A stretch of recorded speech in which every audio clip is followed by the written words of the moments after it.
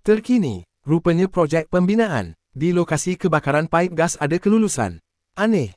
Sebelum kita melangkah jauh, yang belum lagi subscriber, apa kata anda subscriber dan tekan butang loceng untuk notifikasi video selanjutnya?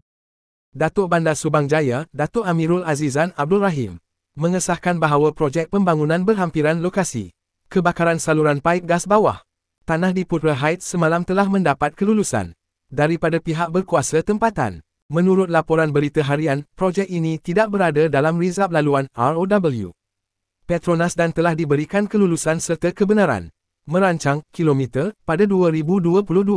Projek itu melalui proses kelulusan yang sewajarnya, termasuk mendapatkan kebenaran daripada pihak Petronas untuk menggunakan ROW bagi laluan Indah Water Consortium IWK.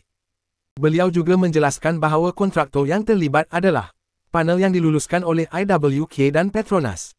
Susulan dakwaan tular di media sosial yang mengaitkan kerja-kerja pengorekan dengan kejadian letupan, Datuk Amirul menegaskan bahawa siasatan rasmi masih dijalankan oleh Petronas, polis, dan pihak berkuasa.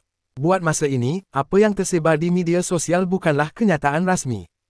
Kita perlu menunggu hasil siasatan untuk mengetahui punca sebenar kebakaran dan letupan tersebut.